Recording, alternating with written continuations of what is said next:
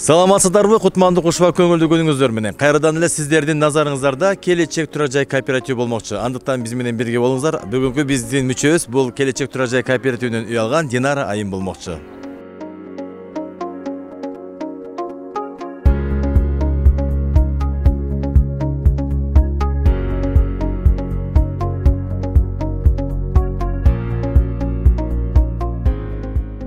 Саламатсызбы Динара эже, кутман күнүңүз менен. Бүгүнкү күндө сизди ушундай бир жылмаюу, бактылуу сезимдериңизди көрүп, мен дагы бул жерде өзүмчө бир бактылуу сезип атам. Өзүм анткени сиз сүйлөшкөндө астында айтып калдыңыз, мен жакында эле бир эс алып келдим, Кыргызстандын бир аябай кооз жерлери бар экен депчи. Кайсы жака барып келдиңиз? Мына ошодон баштайлы. Кандай эс алдыңыз дегендей? Эми Ош жактын Сары Челек деген жакшы жерлери бар экен. Сары Челек.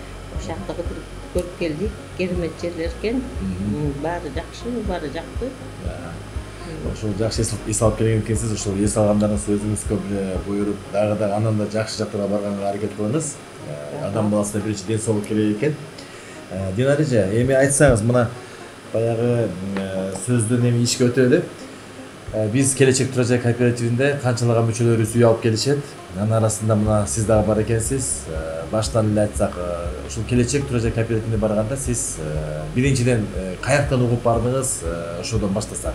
Кимден уктуңуз, кандай сизге себеп болуп калды дегендей? Ушул Келечек кооперативин биринчиден менин эжемдин эки кайын сиңдиси үй алды да, ошол жактанчы. Анан барып көрүбүнчү деп алар айтышты да, мынакей биз үй алып акылын теттик, а бирөөсү уже жашап аткан болчу. Анан кой деп анан биз барып акчабызды колубузга кармап барып көрөлү, өзүлөрү менен сүйлөшүп көрөлү деп ошол жерде сүйлөшүп, анан чын эле баары неме ачык, айкын иштейт дегенде ошол жерде сразу эле акчабызды төлөп кезекке турдук. Ошондо Динара эже, силер канча миллионго чейин договор түздүңөр? Келишим Келечек менен. Биз Келечек кооперативи менен 2 миллион 800ге турдук. Анан ошо менен туруп, ушул үйдү көздөп жүргөнбүз, сатылат дегенден анан баягы 2 миллион 550 миңге алдык ушул үйдү.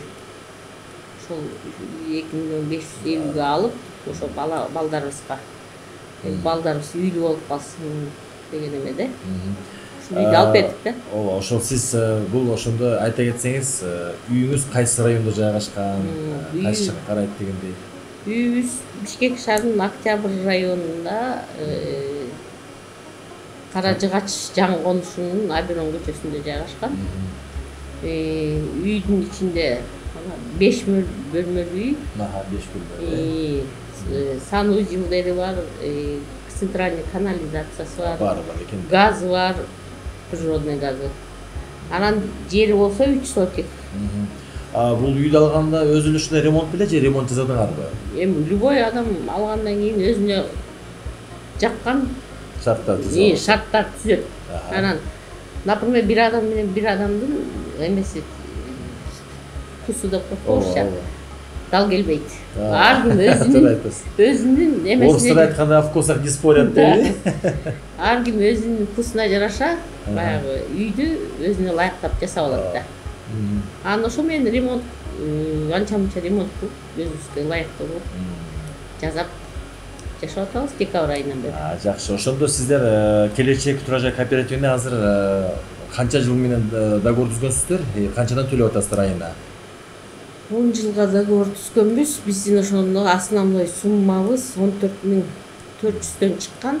Анан баягы ай сайын 2.000ден кошулуп турган менен азыр 16.400дөн акча төлөйбүз.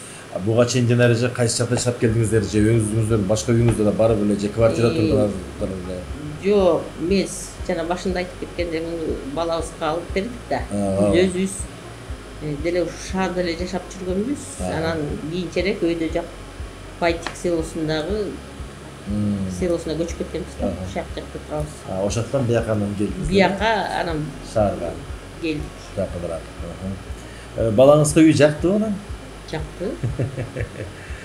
Биз шарттар менен түзүп берип атса кантип жакпайт дейсизби? Жакшы.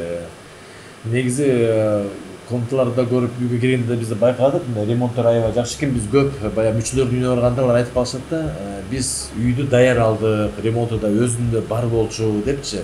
Анан сиз айтып атасыз, мына биз ремонттордун баарын өзүбүзгө ылайыкташтырып алдык депчи.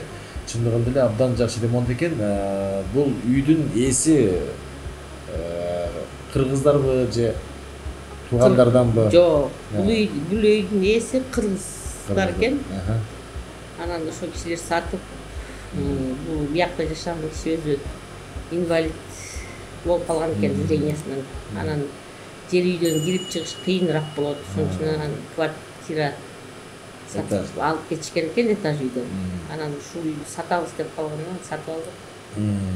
Эми келечек кооперативине биринчиден Элеман мырзага, Адилет мырзага ийгилик каалайм. Өссүн, өнүгүшсүн. Ушул өзүлөрү жаш болсо дагы ушул заманда ушундай ак ниет адамдарга жакшылык кылып, ушундай үй алып берип, пайызсыз жакшылык кылып аткандары чоң жетишкендик деп ойлойм. Ошол балдар аман болсун, бар болсун. Анан келечек кооперативине айтарым, элдерге айтарым да, ишенгиле, үйдөн алгыла, ишенсеңер болот 100%. Себеби кээ бир ойлойт да, үй алып тиги документти алып качып кетсечи дейт. Анан мен айтам, ошончо акча силерге төлөп берип коюп, силердин документиңердин эмне кереги бар? Аларга биз кайра төлөп беришибиз керек да ошол акчаны. Анан мындай логика, ой буларга таң калам да, адам баласы. Күндүбүз да. Жок, бирок мындай ойлоп келсең деле ошончо акчаны алып туруп эле ким качып кетет? Бирөөнүн акчасы аманат десеңиз. Ошол кишиге берип коюп туруп анан тиги качып кеткен. Бул туура эмес. Ой, баары ким барганда ойлойт экен да. Мына Динара эже өзү айткандай, бул биздин келечек турачак кооперативине канчалаган биздин мүчөлөрүбүз үй алып атышат. Анан кызыктуу суроолор да көп эле жарала берет да. Бирок ошондой болсо дагы дайыма биздин кооператив таза иштеп келген. Ошондуктан ишениңиздер, дайыма келип ушул биздин консультанттардан кенен маалымат алып, ушул катты алып туруп үй алсаңыздар болот. Ал эми биздин келечек турачак кооперативдин эшиги дайыма сиздер үчүн ачык. Динара эже, сиздин дасторконуңуз дайыма ушундай жакшы иштерге төгүлүп чачылып тура берсин. Өзүңүздүн болсо жүзүңүздөн эч качан күлкү кетпесин. Дайыма ушундай жылдыздуу айым болуп жүрө бериңиз. Биз өтө кубанычтабыз. Дагы бир жолу биздин кооператив сиздин жаңы конушуңуз менен, жаңы үйүңүз менен куттуктайт. Рахмат.